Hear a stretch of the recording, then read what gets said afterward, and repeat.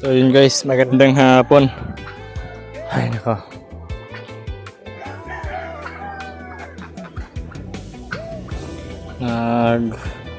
Nagbisi-bisihan na naman tayo pero tapos na yung kay Brother James. Kaso ang problema dito mga brother, nag-change order siya.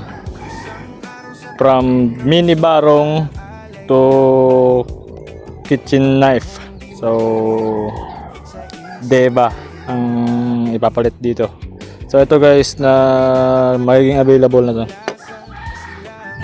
Hindi naman dapat ganito yung build kaso since magiging available siya, kumbaga nag pure horn na ako. Albino horn, black horn, mga puro natural yan, naka-buffing lang.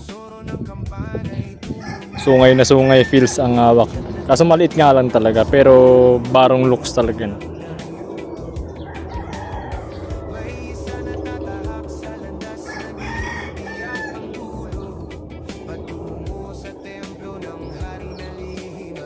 Pati yung scabbard, sungay din.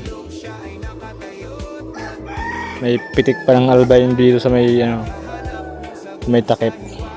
Wala siyang belt loop or belt clip.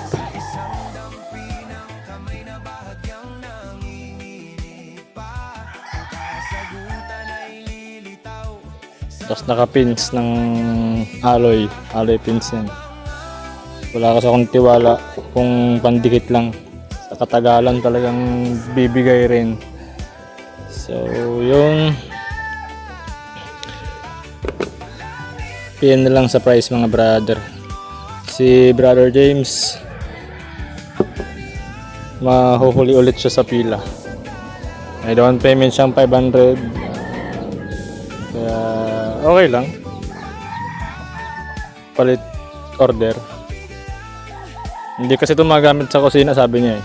So kitchen knife na lang daw. Kasi yun magamit sa kusina, ito hindi eh. So yun lang mga brother. Pure horn yan na binibarang, around 5 inches yung blade.